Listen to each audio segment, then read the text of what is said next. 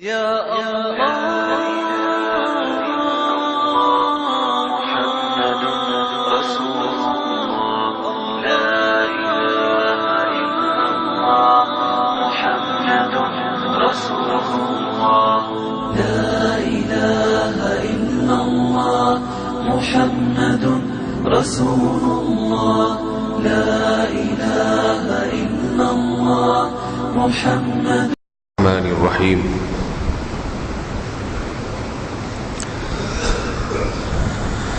کبیرہ گناہوں میں سے ایک بڑا گناہ جسے بڑا سمجھا نہیں جاتا لیکن وہ ہے بڑا، وہ ہے غیبت کرنا. قرآن مجید میں اللہ رب العزت کا ارشاد ہے سورہ حجرات میں وَلَا يَغْتَبْ بَعْضُكُمْ بَعْضًا أَيُحِبُّ أَحَدُكُمْ أَن يَأْكُلَ لَحْمَ أَخِيهِ مَيْتًا فَكَرِهْتُمُوهُ. کیا ایمان والو تم میں سے کوئی کسی کی غیبت نہ کرے؟ کیا تم یہ پسند کرتے ہو کہ اپنے بھائی کی مردہ لاش کا گوشت کھاؤ؟ یقیناً تم اسے پسند نہیں کرو گے. تو قرآن مجید نے غیبت کو تشبیہ دی ہے مردہ لاش کے گوشت کھانے سے. اس تشبیہ میں یہ حکمت ہے کہ زندہ آدمی کا گوشت اگر کھائیں گے تو وہ اپنا دفاع کرے گا، کھانے نہیں دے گا. اس کو نقصان پہنچائیں گے تو وہ بدلہ لے گا. مردہ کا گوشت کھا لیں وہ تو بیچارہ آپ کے ہاتھوں میں بے یار و مددگار ہے. گوشت کھا لیں، اس کی گردے نکال لیں، اس کی ہڈیاں بیچ دیں، کچھ نہیں کر سکتا، وہ دفاع نہیں کر سکتا. تو جب کوئی بندہ سامنے موجود ہوتا ہے اس کی موجودگی میں اس کی برائی کریں گے وہ اپنا دفاع کرے گا، آپ کو بولنے نہیں دے گا، اپنی عزت پہ کیچڑ نہیں اچھالنے دے گا. اس کی غیر موجودگی میں جتنی چاہے برائی کر لیں، اس کو ذلیل کر دیں، اس کو پتہ ہی نہیں ہے تو وہ اپنا دفاع کیسے کرے گا؟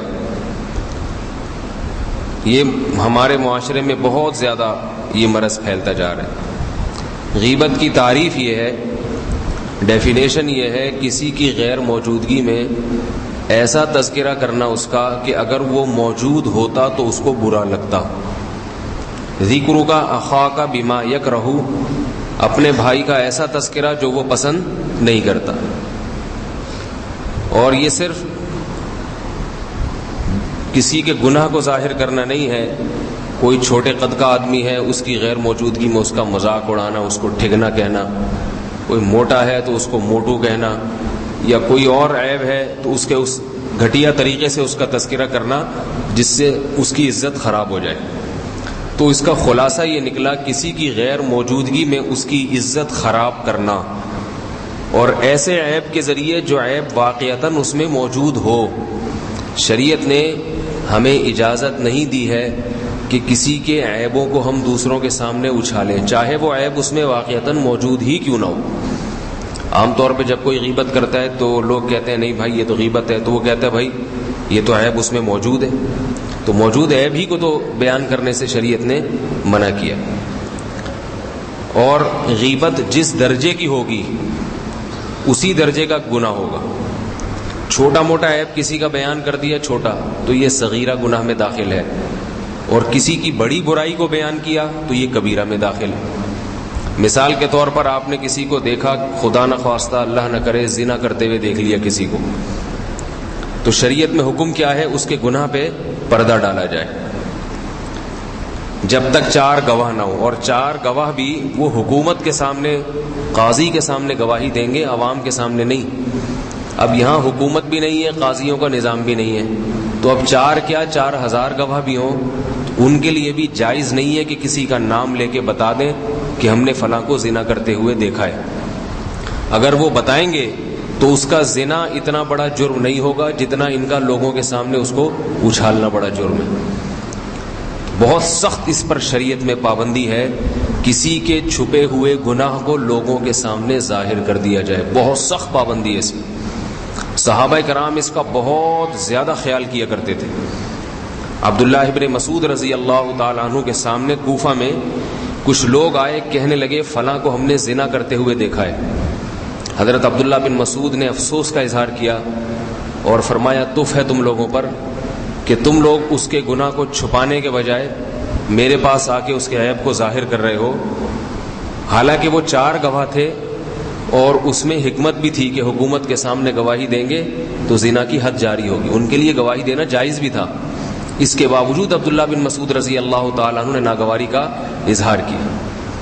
تو جیسے انسان یہ چاہتا ہے کہ میرا گناہ چھپا رہے، کسی کے سامنے ظاہر نہ ہو، ستاری کا معاملہ ہو، تو دوسرے کے عیب کو بھی کسی کے سامنے ظاہر کرنا یہ بہت بڑا جرم ہے. کسی کو اور کسی برائی میں دیکھ لیا، اس کے عیب کو کسی کے سامنے بیان کر دیا، تو یہ بھی کبیرہ گناہ میں داخل ہے. زنا کی مثال اس لیے دے رہا ہوں کہ یہ سب سے بدترین جرم سمجھا جاتا ہے، اور کسی شریف آدمی نے خدا نخواستہ زنا کر لیا تو اس کا عیب اگر کسی کے سامنے بیان کر دیا تو اب ساری زندگی کے لیے وہ لوگوں کی نگاہوں سے گر جائے گا. وہ 100 بار توبہ کرے، گڑ گڑائے اللہ کے سامنے، 1000 بار توبہ کرے، اللہ تو معاف کر دے گا، کیونکہ اللہ تو سچی توبہ سے سب معاف کر دیتے ہیں، لیکن پبلک اس کو معاف نہیں کرے گی. لوگ کہیں گے وہی تو ہے جو پکڑا گیا تھا اس دن، وہی تو ہے جس یہ کچھ کر کے بیٹھا ہوا ہے. بہت اس میں بہت زیادہ اسلام کا حکم ہے کہ اس کے گناہ کو چھپایا جائے، اس کے گناہ کو لوگوں کے سامنے ظاہر نہ کیا جائے. کسی کی بچی کو دیکھ لیا، کسی کے ساتھ خدا نخواستہ چکر چل رہا ہے اس کا، تو شریف آدمی ہے. جو شریف نہیں ہوتے ان کی تو عزت پامالی نہیں ہوتی. شریف نہیں ہوتے نا، ان کی تو عزت، وہ اگر ان کی بچی کسی کے ساتھ بھاگ گئی تو آپ جا کے بتائیں وہ فلاں صاحب کی بچی بھاگ گئی ہے، فلاں صاحب کو پتہ چلے گا تو کہیں no problem, it is all right, کوئی بات نہیں، بچیاں ہیں، ان کا بھی حق ہے بھاگنے کا، ہم نے بھی بھگایا تھا، وہ بھی بھاگ گئی، تو کوئی بات نہیں، آ جائے گی واپس. براڈ مائنڈیڈ ہونا چاہیے. تو ان کی تو صحت پہ کوئی اثر پڑتا ہی نہیں. لیکن عزت دار آدمی کے گھر میں بھی بعض دفعہ ایسے واقعات ہو جاتے ہیں، نہ چاہتے ہوئے بھی ہو جاتے ہیں. نوح علیہ السلام کتنی عزت دار تھے، ان کا بیٹا کافر نکلا. تو یہ اولاد کی جو تربیت کا معاملہ ہے نا، یہ اللہ نے اپنے ہاتھ میں رکھا ہے، والدین کے ہاتھ میں نہیں ہے. والدین صرف تربیت کی کوشش کرتے ہیں، تربیت کر بھی لیں گے، یہ والدین کے بس میں بھی نہیں ہے. کتنے ہی والدین ایسے ہیں جنہوں نے اولاد کی تربیت میں کوئی کسر نہیں چھوڑی، مگر پھر بھی اولاد خدا کی باغی اور نافرمان نکلی ہے. کتنے ہی شوہر ایسے ہیں جنہوں نے بیوی کی تربیت میں کوئی کسر نہیں چھوڑی، مگر بیوی اللہ کی باغی اور کافر نکلی ہے. قرآن مجید میں اللہ نے 2 مثالیں دی ہیں اس کی. ضرب اللہ مثلا للذین کفروا امرأۃ نوح وامرأۃ لوط. فرمایا کافروں کے لیے ہم مثال بیان کرتے ہیں نوح علیہ السلام کی بیوی اور لوط علیہ السلام کی بیوی. کانتا تحت عبدین من عبادنا صالحین. فرمایا یہ دونوں عورتیں ہمارے نیک بندوں کے نکاح میں تھیں، دونوں وقت کے بڑے پیغمبر. نوح علیہ السلام 950 سال تبلیغ کرنے والے. تو اندازہ لگائیے جس پیغمبر نے 950 سال گلیوں میں پھر کے لوگوں کو تبلیغ کی ہوگی، اس پیغمبر نے اپنی بیوی کو کتنی تبلیغ کی ہوگی. کوئی اور ہوتا تو ہم کہہ دیتے کہ دوسروں کا ٹھیکہ لیا ہوا ہے، اپنے گھر کی فکر نہیں. لیکن پیغمبر پہ کوئی الزام لگا سکتا ہے کیا؟ پیغمبر ہر لحاظ سے ہر چیز میں کامل ہوتے ہیں. تو جس پیغمبر نے لوگوں کے دروازے کھٹکھٹا کے 950 سال چلت پھرت کی ہو اور ایک ایک کو دعوت دی ہو اور دن میں بھی پکارا رات میں بھی پکارا، اس پیغمبر نے گھر میں کتنی محنت کی ہوگی. لیکن ان کی بیوی کیا تھی؟ کافر. بیوی ایمان نہیں لائی اور بیوی کی موت کفر پہ واقع ہوئی. اب کوئی نوح علیہ السلام کو تانا دے سکتا ہے کہ گھر کی تو فکر ہے نہیں، بیوی کو دیکھو، اور خود جناب اتنے بڑے دیندار بنے پھرتے ہیں. نوح علیہ السلام کا بیٹا بھی کافر، وہ بیوی نے بیٹے کو بھی اپنے جیسا بنا لیا تھا. اور لوط علیہ السلام نے کتنی محنت کی، مگر لوط علیہ السلام کی بیوی انہی قوم کے ساتھ تھی اور لڑکوں کو لڑکوں سے بدفعلی کا پتہ بتایا کرتی تھی. اتنی برائی، اتنی بڑی برائی میں مبتلا. لیکن بیوی کس پیغمبر کی؟ اس پیغمبر کی جس پیغمبر کو اللہ نے اس برائی کو ختم کرنے کے لیے بھیجا. تو اس لیے یہ تو کسی کے اختیار میں نہیں ہوتا کہ اپنی اولاد کو جیسا وہ چاہتا ہے ویسا بنا بھی دے. رسول اللہ صلی اللہ علیہ وسلم چاہتے تھے کہ آپ کے چچا ایمان لے آئیں. آخری دم تک آپ نے کوشش کی، موت تک کلمہ پیش کیا، مگر ایمان نہیں لائے.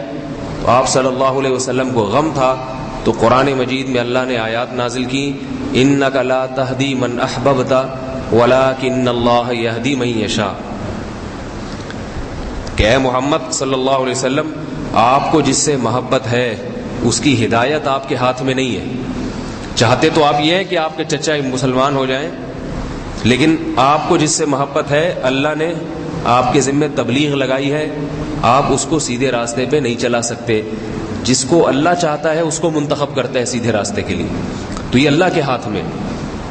تو اب کسی شریف آدمی کے گھر میں بھی ایسے واقعات ہو جاتے ہیں بعض دفعہ. کوئی بچی کا چکر چل گیا, کہیں لڑکا بگڑ گیا, اس کا بیٹا خود بڑا شریف آدمی ہے, بیٹا بگڑ گیا غلط حرکتوں میں, تو لوگ بجائے اس کے عیب کو چھپانے کے, برے آدمی کے تو عیب کو چھپاتے ہیں, شریف آدمی کے عیب کے پھر پورے چرچے کرتے ہیں. وہ پتہ ہے فلاں آدمی کا جو ہے بڑا بنا پھرتا ہے, بڑا نیک, تبلیغ میں 4 مہینے لگائے ہوئے ہیں, اس سے گشت کرتا پھرتا ہے, اس کی بچی کے حالات دیکھو یہ ہیں. چسکے لے لے کے اچھالتے ہیں اس کے عیب کو اور بڑے خوش ہوتے ہیں, بڑی باتیں کرتے ہیں. یہ نہیں دیکھتے کہ رسول اللہ صلی اللہ علیہ وسلم نے فرمایا. عبرت ہونی چاہیے, رونگٹے کھڑے ہو جانے چاہیے اس حدیث سے. فرمایا جس نے کسی مسلمان کی پردہ دری کی, اس کے عیب کو, چھپے ہوئے عیب کو لوگوں کے سامنے ظاہر کر دیا, اللہ اس کے عیوب کو لوگوں کے سامنے ظاہر کرے گا. اس کے بھی گھر میں وہ کچھ ہو سکتا ہے اور اس کے عیب بھی لوگوں کے سامنے کھلیں گے. دنیا میں کھل جائیں گے, ورنہ آخرت میں تو اللہ تمام لوگوں کے سامنے اس کو ذلیل کرے گا کہ یہ میرے بندوں کو ذلیل کرتا تھا, اس کے عیب یہ ہیں, اس کے عیب یہ ہیں, اور رؤوس خلائق لوگوں کے سروں کے سامنے لا کے اس کو رسوا کیا جائے گا. تو بھائی جیسے اپنے بارے میں چاہتے ہو کہ میرے عیب چھپے رہیں, تو دوسروں کے عیب بھی اس کو چھپانے چاہیے. اتنا بڑا جرم ہے.